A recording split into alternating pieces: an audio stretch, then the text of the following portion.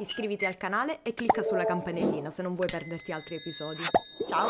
Contro l'altro, io con la katana che la tieni ferma, entrambi alla velocità della luce, e l'elettricità comincia a girare per tutta la stanza sulle bobine di Tesla. Ma poi mi Un po' passa anche- per la pelliccia, mi alza tutti i peli, divento come una bestia proprio inferocita che si alza. Ed eccoci qua in un altro gioco completamente fuori di testa. Oggi in questo canale si gioca Hit the Reich. Hit the Reich è strutturato in modo di essere giocato in un solo ed unico arco narrativo e l'obiettivo, nonché la missione, è ben chiaro: uccidere Hitler. I giocatori non dovranno far altro che scegliere uno dei personaggi messi a disposizione e durante ogni scena dovranno bene o male affrontare orde e orde di nazisti. E i nemici avranno un valore di minaccia, di attacco e in alcuni casi anche di sfida. La minaccia rappresenta quanti successi servono per far fuori completamente l'unità in questione. L'attacco, quanti dadi lanceranno gli avversari, e la sfida abbasserà di 1 i dadi lanciati dal giocatore. Ad ogni scena di combattimento, che sarà il 90% della giocata, ad ogni turno il giocatore dovrà scegliere un attributo e aggiungere eventualmente un equipaggiamento e una delle proprie capacità, per creare così la pool di dadi. E ad ogni azione del giocatore corrisponderà una reazione da parte dei nemici. In base ai risultati ottenuti, il giocatore dovrà decidere tra attaccare, difendersi, nutrirsi del sangue degli avversari e infine, se il momento lo richiede, è possibile utilizzare dei successi per andare avanti durante la sessione. Ora che avete le basi di questo gioco, vi lascio alla sessione e ci vediamo alla prossima avventura. Entro nella parte del nazista.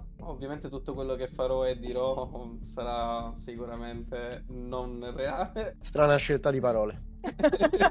Verranno utilizzati nella contro parte di del te. nazista. Allora, corre l'anno 1943. L'Europa è in fiamme. Siete un comando vampirico in missione speciale. Avete un unico obiettivo: prosciugare Adolf Hitler di tutto il suo sangue. Voi insieme siete all'interno delle vostre bare. In questo momento l'unico rumore che sentite è il clangore dell'aeroplano pesante, un AC-130, un aereo che normalmente viene utilizzato per borbandare le varie città. E in questo caso la Parigi del 43, nella quale sembrerebbe che Hitler sia nascosto nel suo Zeppelin sopra la Torre Eiffel. Però arrivare alla Torre Eiffel è una cosa complicata. Le difese sono alte, l'antiaerea è pesante e quindi viene scelto un modo particolare e anche un po' barbarico per mandarvi sul campo di battaglia, ed è quello di mandarvi insieme alle bombe attraverso le vostre bare. Quindi immaginate ovviamente una Parigi che in questo momento è tranquilla, non si aspetta di un aeroplano che piano piano sta scendendo dalle nuvole, arriva nella parte più esterna di Parigi e sgancia alcune bombe su ovviamente la periferia. E tra una bomba e l'altra ci saranno le vostre bare, ed è qui che entra la prima meccanica del gioco: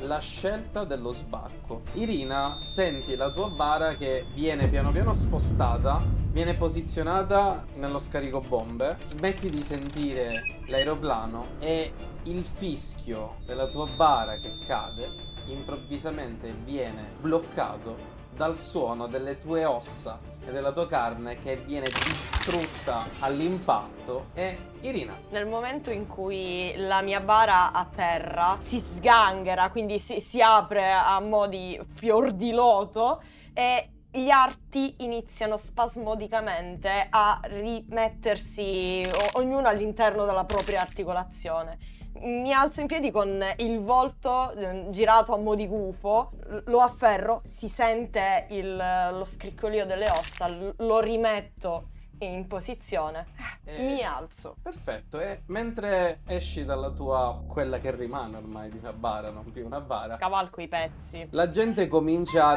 disperdersi, i fedeli, il prete, le suore cominciano a fuggire, e ovviamente intorno a te ci sono anche un po' di fiamme perché le bombe sono cadute vicino, e la cattedrale comincia a cadere un po' a pezzi e si sentono i suoni delle camionette dell'SS che stanno arrivando nella tua posizione. E dopo pochi attimi un altro fischio di una bara in arrivo, ed è quella di Flint. La bara sta precipitando e durante il volo si frantuma in migliaia di pezzi, e da questa scatola di legno si apre questa apertura alare gigantesca che si vede da diversi chilometri, e questo volto dentato irregolare che fa versi e si dimena e ci mette un po' a capire dove si trova, come se fosse un animale in cerca di qualcosa da mangiare, ma poi vede dove si è schiantata Irina e comincia a scendere in picchiata in quella direzione. Direi di Direi di aggiungere no. quella di Chuck. Allora, nel momento in cui la bara si frantuma, non so, magari vicino all'altare, vedete da questo cumulo di legno e metallo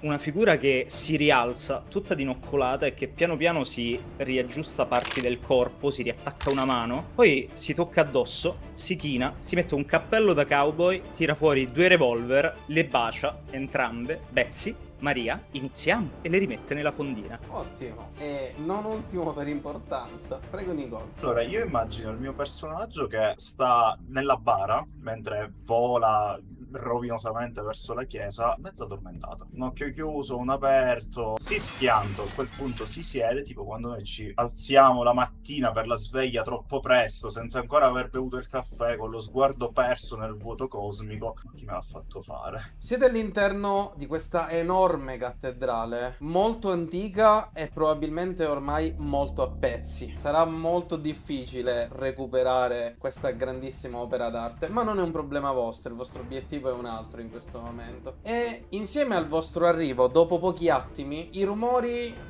delle sirene, delle camionette dell'SS si fa sempre più forte. Dopodiché, dall'enorme portone centrale cominciano ad arrivare quelle che sono dei normali nazisti, non pronti ovviamente a 4 creature come voi. Sono dei semplici poliziotti che cercavano di dare una mano a eventuali sopravvissuti o a capire cosa era successo. E sono lì impauriti, ovviamente, soprattutto dalla presenza di Flint e dalla sua mostruosità, che imbracciano le armi e dopo alcune parole in tedesco cominciano a sparare su di voi improvvisamente. Un proiettile di un calibro più grosso vi passa accanto e si pianta al centro tra di voi, e c'è un cecchino che in un edificio adiacente, la vostra ovviamente supervista vi permette di vederlo in lontananza, con quella che sembra sì la divisa dell'SS, ma è particolare, è un po' diversa dalle altre. Probabilmente qualcuno si aspettava il vostro arrivo. Tiro fuori la sciabola da cavalleria incantata. La faccio roteare mentre scavalco le macerie e con queste fiamme che circondano inizio a intonare una melodia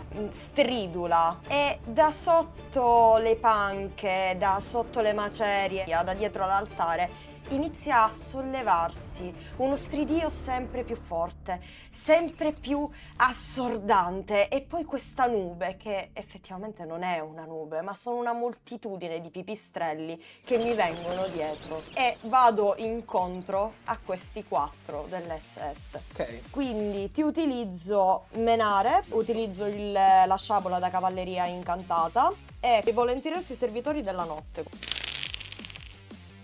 Che schifo, capito? Fu un successo. Quindi ti ferisco, e quando tu stai caricando, uno dei poliziotti prende il coraggio e ti spara. Tu probabilmente non te lo aspettavi, perché con tutta la coreografia lui rimane tremolante con il colpo di pistola e ti strappa il vestito. Se chiedevi possibilmente te lo facevo vedere comunque. Flint, atterrato in mezzo a questo banchetto, lui vede tutto più o meno, solo i nazisti, come cibo. Ogni suo movimento è completamente caotico, è più simile a un animale che a un essere umano, anche non solo nell'aspetto, che è di questo gigantesco pipistrello, ma anche nei modi. Quando vede i soldati, con una fame, con una bavetta e dei rivoli di disgustosi fluidi, si fionda, cominciando a artigliare il pavimento. Andrei quindi di menare. Sì, userei artigli d'acciaio retrattili.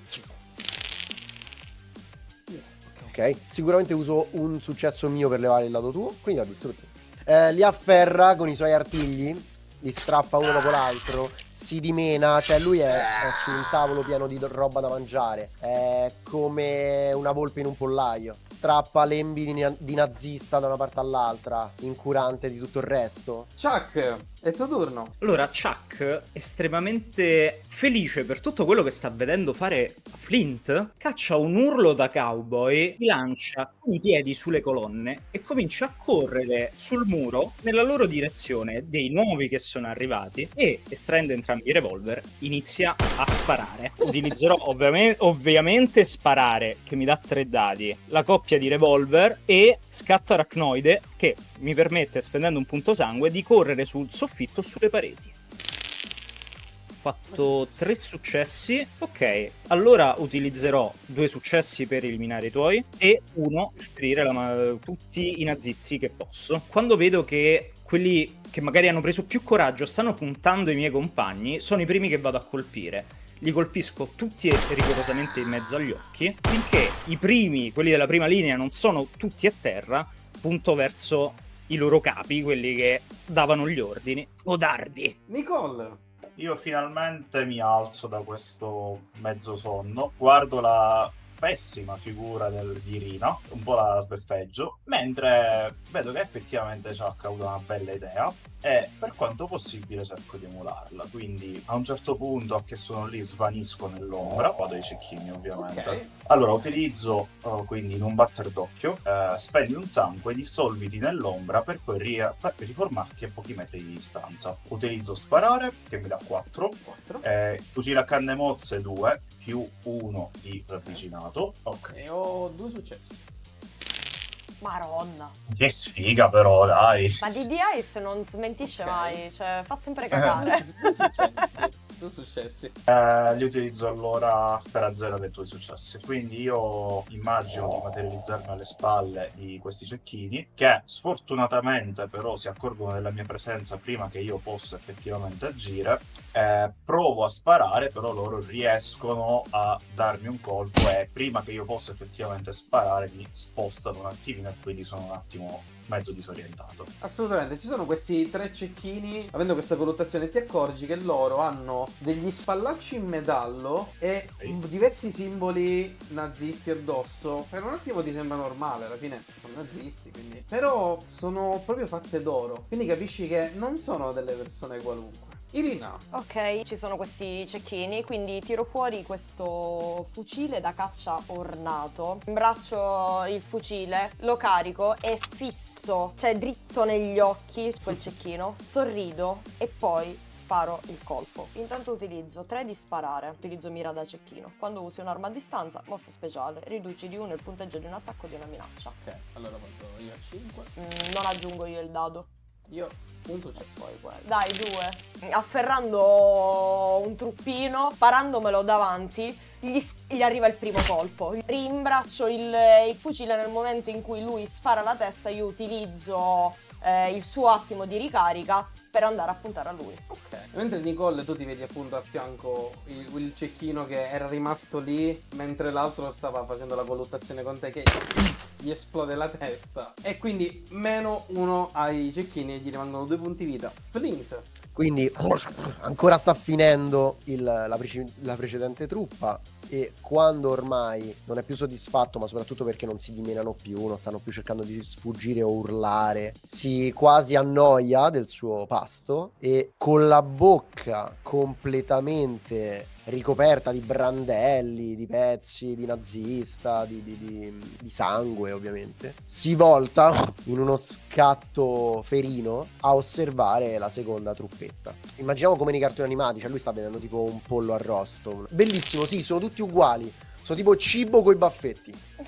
Io ho fatto Tutti. 2 dadi con 0 successi. Ok, io uso le stesse cose di prima più o meno, tranne forse ora non mi fai più valere imboscata, giustamente, quindi ho 5 di 6. Sono 3 successi, giusto? Sì, sì. Salta, immaginando che proprio cammina come un animale, appunto, ma rapidissimo. E non si guarda, non è inquadrato, si vede solo il suo enorme corpo bluastro peloso nero che e tutti i schizzetti ovunque. Perfetto, dopo che la squadra dell'SS è stata completamente smembrata, Chuck non sono Atterro nessuno. perché ero ancora sulla parete, proprio accanto a Flint, e sistemandomi il cappello con una dei due revolver, sì, SS, ma me ne potevi almeno lasciare uno. Guardo verso i cecchini, aguzzo la vista e mi senti fare un... e comincio a sputacchiare a mo' di mitragliatrice nella loro direzione. Quindi utilizzerò sparare, perché E te l'ho sparare, messa come se stessi palesemente. sparando. Palesemente. Sono 3 dadi. E sputo acido, che devo spendere 1 di sangue, ma se non sbaglio loro sono ricoperti di metallo addosso, dicevi? Sì. Hanno placche di metallo che mi dà contro i metalli più 2. Quindi sono, abbiamo detto, 3, 4, 6. 6 dadi. Io tiro pure 6. Vediamo se riesco a fare una cagata. Allora, Beh, che dire, 5. Io ho fatto 5 successi. Dai. io ho fatto un successo, però avendo fatto uno, allora ti annullo un successo con il mio. E ti Ok. arrivano quindi una scarrellata di 4 colpi?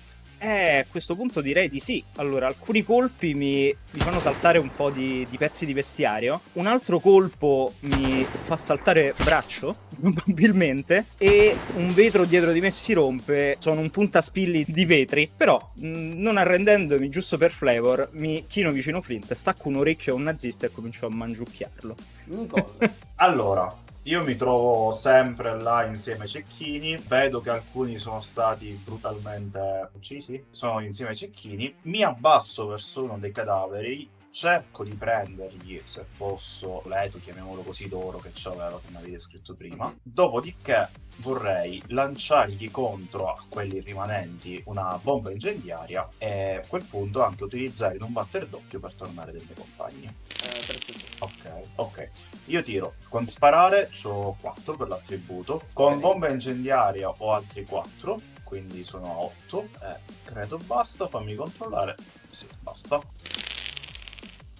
6 successi, quindi dopo aver lanciato la bomba incendiaria vanno completamente a fuoco in maniera eccessivamente dolorosa e con mio estremo piacere schiocco le dita e l'ombra mi avvolge e ricompaio accanto ai miei compagni. Avete avuto la meglio su quelle che sono i nazisti. Intorno a voi ora c'è quel silenzio dovuto alla morte che avete portato e alla popolazione che sta fuggendo da ogni dove, perché già cominciano a raccontarsi di leggende di qualche mostro che sta uccidendo i nazisti. Ma siamo durante la guerra mondiale, può accadere qualsiasi cosa. Nicole, tu quando ti sei smaterializzata poco prima che cadesse la bomba, ti stavi tenendo in mano l'oggetto che aveva tra i vari simboli nazisti che aveva addosso l'uomo. Una croce d'oro molto grande a tutti gli effetti ed è intarsiata con tanti piccoli rubini. Quindi avete un attimo per fare un non respiro perché siete non morti. In lontananza vedete un'enorme ruota panoramica con diversi simboli nazisti, con dei palloni enormi, con delle mongolfiere, con ovviamente le svastiche. Sembra a tutti gli effetti un parco divertimenti. E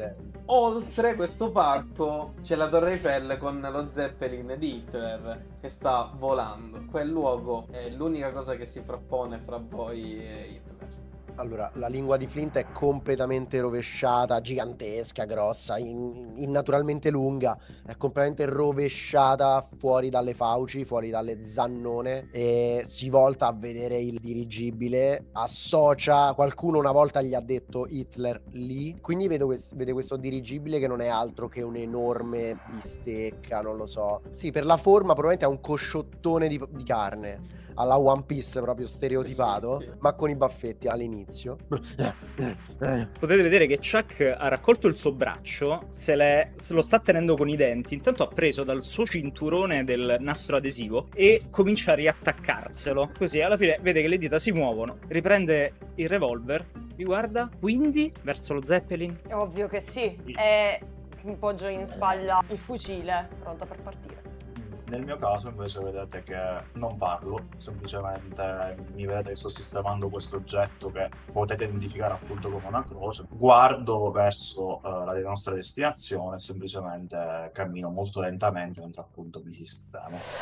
Quindi voi camminate tranquilli tra le strade di Parigi, a quanto mi sembra. Sarà la Suicide Squad. Sì, molto tranquilli Sì. per le strade di Parigi, mentre ovviamente tutti quanti hanno sgombrato la zona. Allora, quando passo, se c'è qualcuno che mi guarda, tipo batto il piede a terra per farlo spaventare. E ovviamente qualcuno scompare tra le vie di Parigi. Chuck, se vede qualcuno, si toglie il cappello e fa salve. Visto che appunto Nico si spiega da poco, a una certa vede questo bar, ovviamente deserto, abbandonato in fretta e in furia vista la nostra presenza, si avvicina al bancone mentre i suoi compagni camminano, non gliene sta fregando di meno, e vede che c'è là un caffè mezzo bevuto, se lo finisce con uno stomaco che realisticamente non è in grado di digerire quel caffè, ma non gliene sta fregando nulla. Diciamo che in quel momento più o meno si ricorda forse di non essere ancora viva, ma chi se ne frega, è un caffè. Finito questo, vede che esce tipo tutta sorridente in mezzo alla strada e comincia a rincorrere come fosse una bambina di 6 anni che sta giocando ai suoi compagni. Continuate la vostra passeggiata tra una Parigi in fiamme, perché comunque cercano di mettere in difficoltà le forze tedesche anche facendo tanti piccoli attacchi sparsi, però siete voi la punta di diamante in questo momento, e camminando nel vostro percorso arrivate di fronte a un'enorme cancellata di ferro con appunto questa enorme svastica, i palloncini rossi un po' ovunque. Ha un nome, ma io lo voglio chiamare Naziland. Ci sono diversi palloni aerostatici con delle enormi aquile disegnate sopra che stanno volando e la gente comincia a gridare, sta scappando un po' ovunque, ma al vostro arrivo sia da dietro che sentite anche dei movimenti all'interno del parco, le forze naziste stanno avanzando dopo la vostra passeggiata tranquilla. Arrivano 2 squadre di fanteria che vi stanno circondando sia da dietro che da davanti, perché c'erano alcuni nazisti un po' ubriachelli che erano all'interno di Naziland e anche le varie guardie, e sentite in lontananza, dato che avete anche il super udito, i rumori di cingolati che si stanno facendo strada. Grattugie. Quindi avete 2 squadre di nazisti e vi servono 4 successi per riuscire ad oltrepassare Naziland. Faccio presente che ho una granata fumogena, quindi magari potremmo lasciarla cadere e noi nel frattempo, mentre loro provano a sparare in mezzo al fuoco, andarcene via. Che ne dite? Io apro il giaccone e all'interno è pieno zeppo di mine anti-uomo e faccio perché non era il piano fin dal principio. Allora, a quel punto, vista la conversazione avuta con Irina, lascio andare la granata fumogena. Il fumo, immagino, a questo punto inonderà di fatto dove siamo noi, perché io non la sto lanciando, la sto lasciando cadere per offuscare la nostra presenza di fatto ai nazisti, e comincio con sempre un batter d'occhio ad avvicinarmi quanto più possibile appunto all'uscita. Ok. Quindi in questo caso, per quanto riguarda gli attributi, 2 di ingannare più 3 di granata fumogena più avanzata in copertura, quindi io devo tirare 6. Io 3 dadi, faccio 2 successi, che 2 si sono impilati. 3 successi. 1 blocco contro attacco, 2 li utilizzo per scappare. Come abbiamo detto, lascio cadere questa granata, il fumo nasconde effettivamente me e i miei compagni, però io mi muovo più velocemente degli altri perché gli altri ancora non erano, come dire, pronti a questa ondata di fumo. Scappo, nello scappare, muovendo un po' il fumo, uno dei nemici riesce a spararmi un colpo, però comunque grazie alla mia velocità in parte lo schivo e semplicemente mi tocca sulla spalla, mi fa effettivamente un graffio, effettivamente diciamo indietreggiare e quindi avvicinarmi quanto più possibile all'ingresso. Io inizio a correre nascondendomi in queste nubi dense e spargendo in giro queste rune, nascondendole magari sotto a dei ciottoli che vengono di passaggio. Nel momento in cui la ruota panoramica raggiunge un determinato punto, io lo inserisco all'interno degli ingranaggi, così al prossimo giro scoppia tutto in aria. Quindi seguo la sua scia di fumogeni e nascondo delle rune esplosive in giro. Quindi sono 4 per ingannare. Poi 1 per le rune esplosive più 2 se sono nascoste. Quanto hai fatto tu? Un solo successo. Io ne ho fatti 2, 4, 5, 6 successi. Utilizzo un successo per bloccare il tuo, tu oltrepassare il parco, tu 2 là. Perfetto. E gli altri 3 li butto in fanteria. E allora io corro dietro a queste nubi, notando la fanteria, prendo una di queste rune esplosive e la lancio lancio, se avete presente Occhi di Falco quando lancia il tappo contro la televisione, perfetto. Allo stesso modo lo faccio incastrare sotto uno stivale di uno dei soldati e scoppia. E tutti quanti arrivate più o meno verso la ruota panoramica, cominciano a chiudervi a tutti gli effetti. Poco più avanti alla ruota panoramica c'è l'uscita di Naziland. Sentite il cingolato in lontananza che sta avanzando. Piano piano però il cingolato si blocca. Sentite tipo che fa fatica. Oh no, oh no, oh no!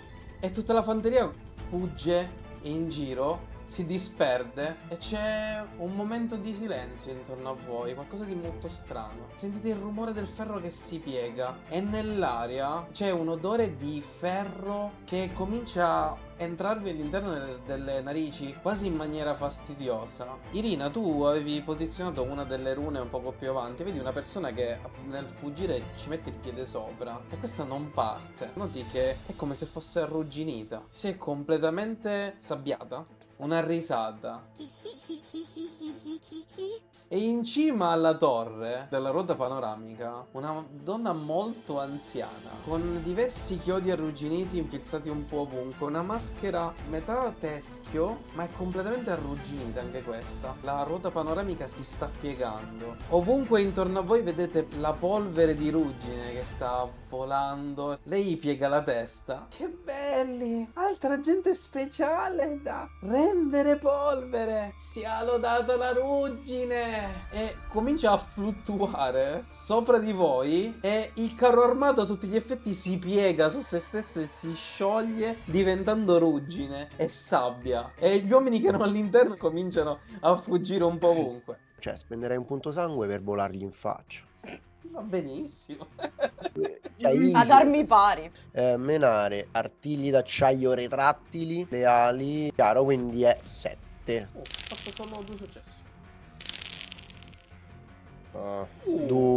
3 successi mi pare. No, 4 non vale, quindi sono 2 successi. Ma io ti voglio far fuori il prima possibile. Poi in più per me sei tipo questa costoletta coi baffetti. Ma lui parte a scatto potentissimo. Vedete che alza, c'è un po' di nube formata dalle esplosioni, dai lacrimogeni, dalle cose. Si apre questo spazio mentre lui si dà la spinta con le ali, come se si pulisse l'aria intorno a quel punto. Scatta verso la strega volante, ha fauci aperte, cioè vuole prenderla al volo. Gli arriva su una spalla o proprio sul torace per afferrarla con i denti. Il suo sangue comincia a colarti addosso e senti ortiche, caramelle frizzanti e acqua tonica. Allora metto via i revolver, vacca di una baldracca di una vacca, e tiro fuori 2 martelli e comincio ad arrampicarmi con questi alla ruota panoramica e appena ce l'ho a portata e non rischio di colpire Flint, comincio a sputacchiarli di nuovo contro a mo' di mitragliatrice. Quindi ci vado di sparare, che sono 3, e utilizzo il cinturone degli attrezzi e siamo a 4, più sputo acido siamo a 5, spendendo 1 sangue. Non so se lei sia ricoperta di metallo. No. Sì, ha chiodi arrugginiti, quindi sì. In realtà è ricoperto. Ok, allora tiro 7 dadi. Io sto andando male. 2 dadi, 2 successi.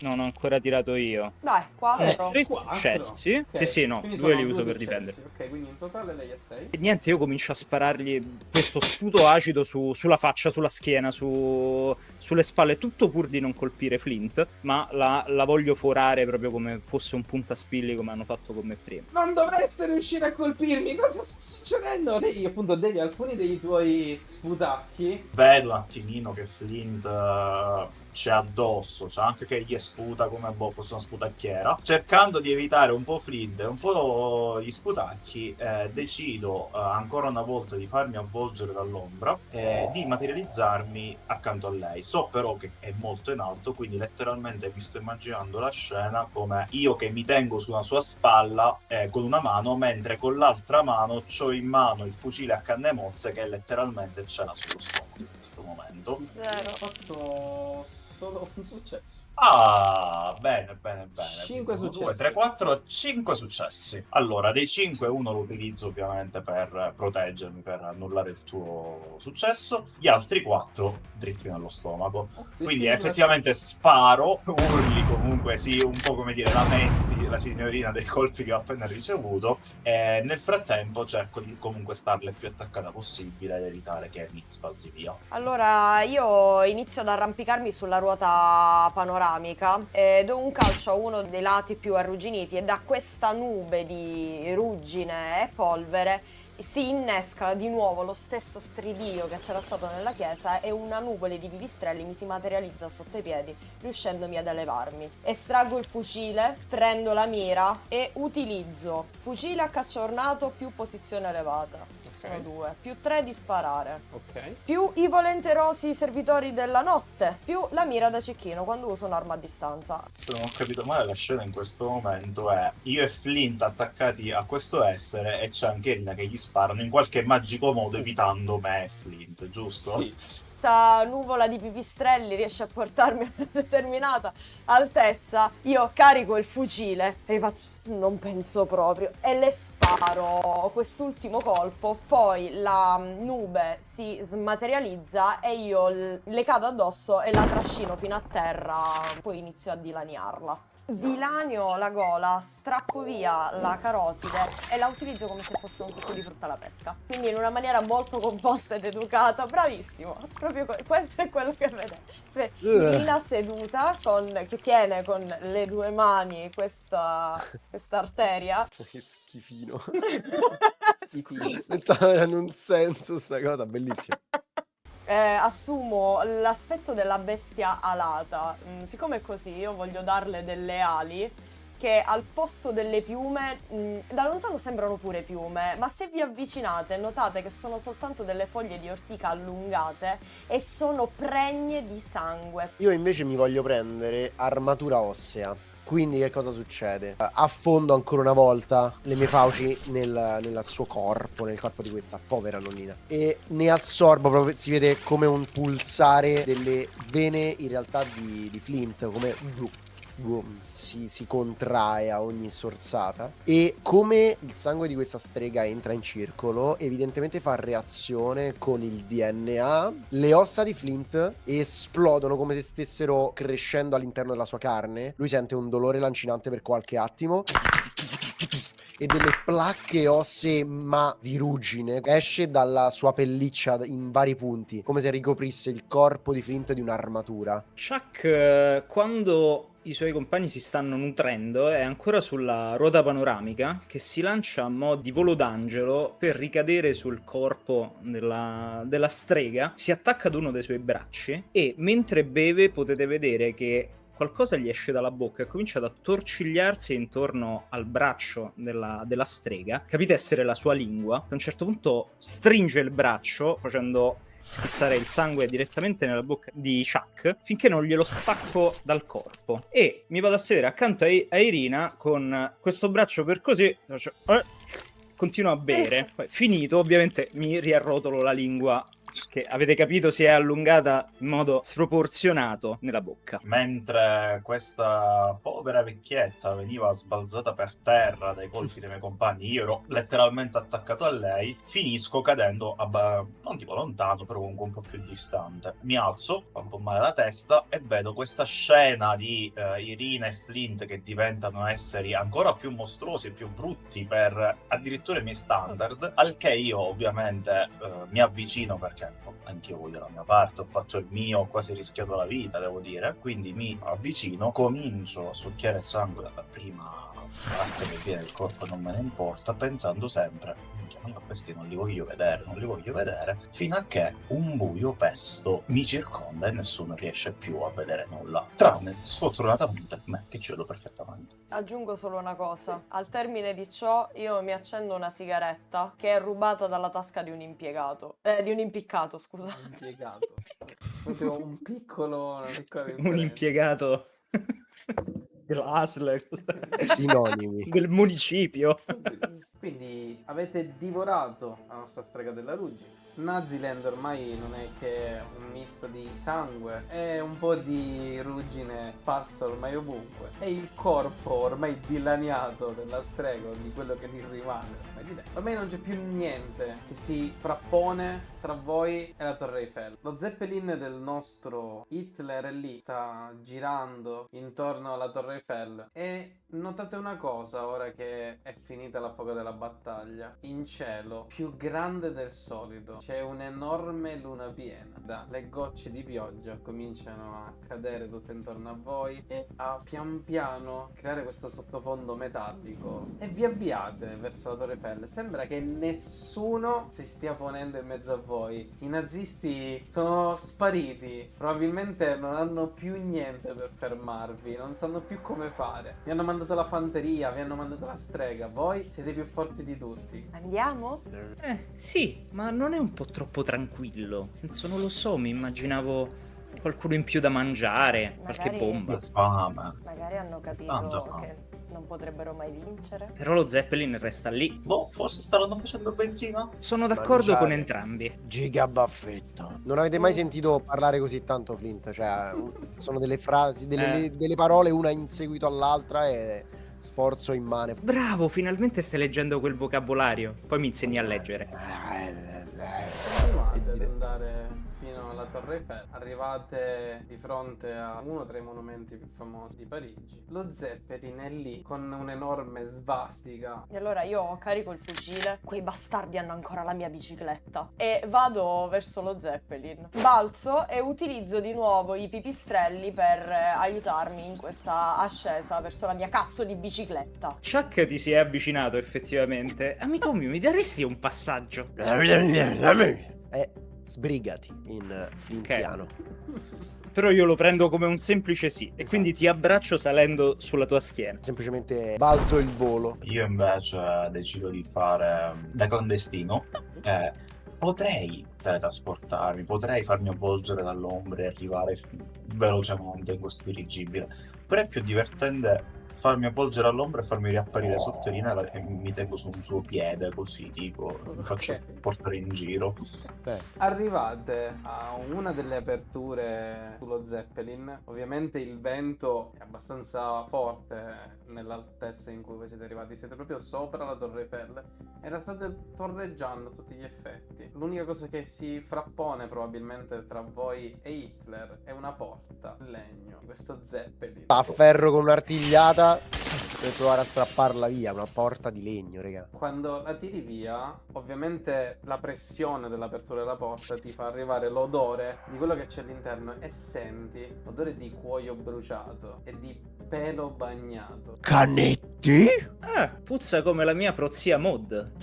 Spero che l'avete soppressa. Sì, credo sia morta. Andiamo? Quando entri dentro, tutto intorno a te ci sono della strumentazione tecnologica molto avanzata, diverse bobine di Tesla che stanno emanando alcuni fulmini. C'è qualcosa che improvvisamente si alza, diventa veramente alto, veramente enorme, raggiunge l'altezza più o meno di 3 metri e diverse katane sono appoggiate sulla schiena di questa figura che si gira verso di voi e lì questo enorme canide con diverse katane sulla sua schiena, l'elettricità che gli passa attraverso, i suoi occhi sono 2 piccoli fari che emanano questa lucina ad ogni suo spostamento. Vi guarda, non dice alcuna parola, la sua lingua fuoriesce dalla sua bocca, ha diverse svastiche in oro proprio che sono state puntellate sul suo corpo e un'enorme aquila poco sopra il suo addome. Mi fa spaccare il fatto che è bellissimo, poi dici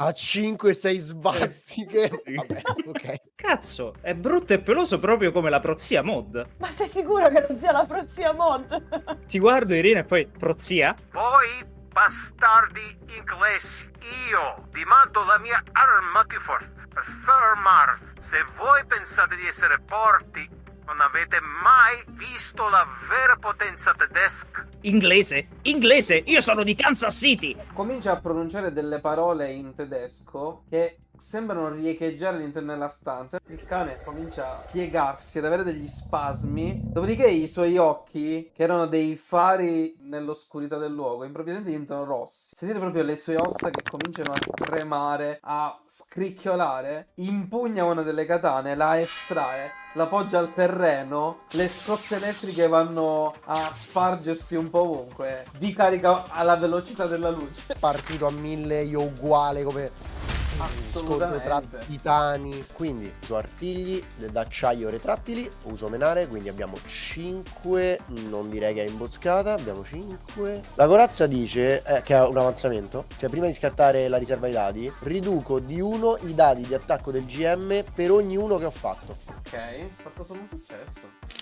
Madonna. Male. Male. Male. Quindi quanti uno ho fatto io? Vabbè, vuol dire che non ti ho fatto nulla. E dice dopo che hai tirato la tua riserva di dadi. Direi che scatti ovviamente è l'unico danno che dovrei farti. Ci scontiamo uno contro l'altro, io con la katana, che la tieni ferma, entrambi alla velocità della luce, e l'elettricità comincia a girare per tutta la stanza sulle bobine di Tesla. Ma poi mi Un passa po' per la pelliccia, mi alza tutti i peli, divento come una bestia proprio inferocita che si alza. Fa Chuck? Immagino ci sia un soffitto, quindi quello che fa Chuck è saltare sul soffitto, arrivare fino a sopra al mannaro, allo scontro, srotolare la lingua e utilizzarla per cercare di strangolare il mannaro. Quindi sono menare 3, cattarnoide 4 e lingua sferzante 5. Dato che lo sto stritolando 6. Ok, io ho fatto Un zero successo. Ok. No, Io ne ho i fatto 4 ce uno. li hai, tu ne hai fatti 3. Allora no, sono 3. Allora ne utilizzo 2 per ferirlo e 1 per recuperare un punto sangue. Era così, giusto? Sì, puoi farlo. Arrivo sopra alle 2 bestie che si stanno affrontando corpo a corpo, srotolo la lingua e con uno schiocco vado a attorcigliargliela intorno al collo al mannaro e dalla punta, che ha un unico dentino affilato, gli si conficca dritto dritto nella vena principale e comincia a tirar fuori sangue. Però intanto tiro, resto appiccicato al soffitto e tiro per cercare di aiutare Flint. Allora, una domanda importante. Certo. In questa stanza sono presenti statue molto grandi, colonne, roba decorativa? Sì. Questa domanda non è casuale. Il mio intento è demolirne una. Cosa voglio fare? Voglio appunto mettere la mia dinamite sotto una di queste grandi colonne e fare in modo che questa cada sul nostro caro amico cucciolino pararoso. E utilizzo quindi dinamite. Dinamite che di base ha 6 più 4 per demolizione. In questo caso per gli attributi devo utilizzare qualcosa. Io penso sparare perché se la lanci. Ok, quindi sono a 10, aggiungo altri 4, 14, 13, va bene, dovrei fare un po' di danno, spero. Due li ho fatti. Ok, allora 8 successi. Io ne ho fatti 2. con 2 li annullo, gli altri 6 ovviamente di danno al nostro dritto per lì. Scena molto semplice, immaginate questa colonna che cade su di lui dopo una fragorosa esplosione e questo tizio che comincia a urlare, gli è pur sempre caduta una colonna e mezza addosso. Ok, io utilizzo la tecnica più antica del mondo. Lo vuoi lo snecchino? E attiro il cane. No, mi sa che mi giro pure io. Gli lancio una runa esplosiva nel momento in cui si gira per prendere. Quindi utilizzo ingannare, la runa esplosiva. Sono 4, chissà che succederà. Beh, che dire, io ho fatto i 4 successi. Tu hai fatto? Io ho fatto 1, 2 successi.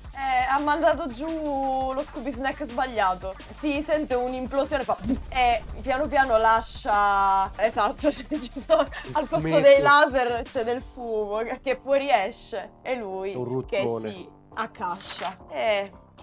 Notare come Irina alla fine si ruba sempre la kill. Capito? Sempre la kill si ruba. Ragazzi, I danni scusate. fanno gli altri, ma lei si ruba la kill. Quando lui cade a terra, ovviamente dalla sua bocca ora esce del sangue che più o meno cosparge il tappeto che era sotto di voi. Ma non è l'odore di quel sangue che vi attira. La corsa che sta tentando di fare Hitler nell'altra stanza, cercando di scappare, dato che la sua arma finale è stata appena sconfitta. No. Sta cercando di prendere le paracadute per cercare di lanciarsi giù dallo Zeppelin. Spalanco la porta, lo vedo che si sta lanciando. Nel momento in cui si lancia arrivo al portellone, mi aggrappo e rilascio la lingua che gli prende uno stivale. Lo ritiro la lingua e lo faccio cadere a terra dietro di me. Lui struscia su tutto il pavimento finché non arriva davanti a Flint. Fate quello che volete, ma lasciatemi le orecchie. Ma di che sa il sangue di Hitler? Qua proprio c'è la domanda. Che sapore ha il sangue di Hitler?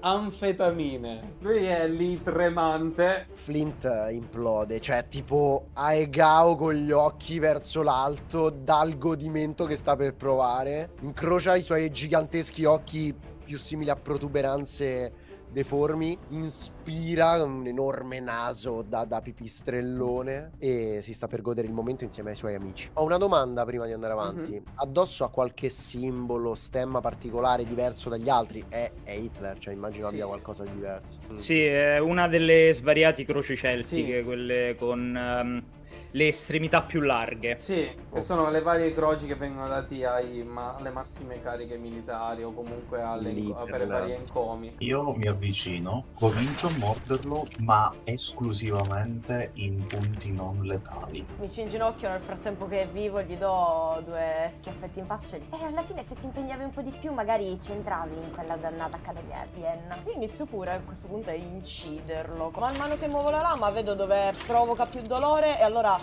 la sposto di conseguenza cercando di capire quanto male possa fargli.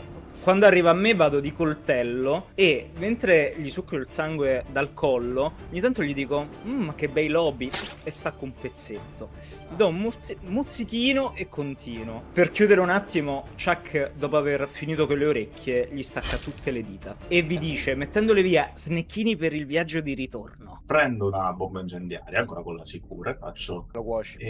grotto crudo. Al sangue. Ok, allora prendo la bomba che comunque ormai non la voglio sprecare, la lancio verso l'apertura che poi portava fuori dalla nave, così, per la gloria. Facciamo piovere letteralmente fuoco. E io lo afferro dalla testa, lo alzo come a ingoiarlo. Avete presente le papere che ingoiano il cibo dall'alto facendoselo cadere in gola? Si vedono prima, immagino ancora un po' urli, dica cose, e piano piano si vedono le gambette che escono dalla mia bocca gigantesca e lentamente baffetti. Vedete gli occhi di Flint stanno tipo... È tutto Siamo tutti pupilla. allucinati. È sudatissimo. Flint sta bene. E a un certo punto Flint sta davvero bene. Flint sta a Amici parlare! miei, è come se fossi attraversato da un momento di incredibile consapevolezza. Riesco quasi È a... un miracolo! Oh mio Dio, riesco quasi a capirvi. Ogni cosa che dite. Di qualcosa, Chuck. Tiro fuori una bottiglia di Jack Daniels. Brindisi? Brindisi, riesco a capire cosa intendi. E non penso solo a mangiare cose con i baffetti. Oh mio Dio. Dovremmo andare al Louvre già che ci siamo. Perché non facciamo una sosta?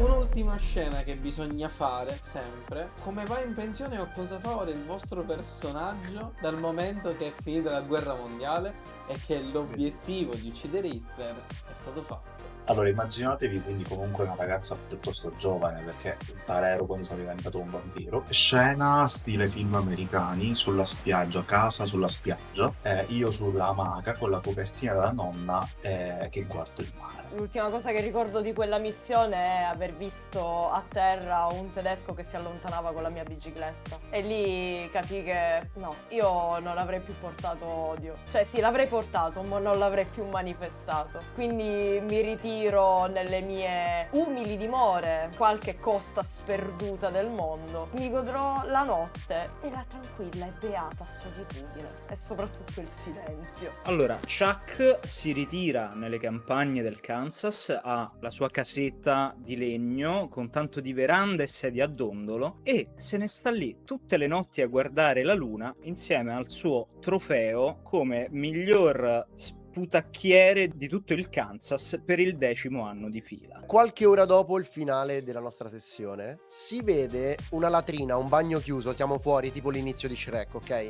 Siamo all'esterno, entriamo all'interno della latrina e si vede seduto sul water Flint, gigantesco, mostruoso come al solito, che sta leggendo ovviamente tipo il New York Times. Cioè proprio il titolone è "Misteriose creature salvano il mondo" e c'è tipo una foto sbiadita di noi 4. Chiude il giornale, si alza, si sistema come se avesse dei pantaloni, ma in realtà è tipo la pelliccia. Chiude il giornale, si gira, tira lo scarico, ma non tira.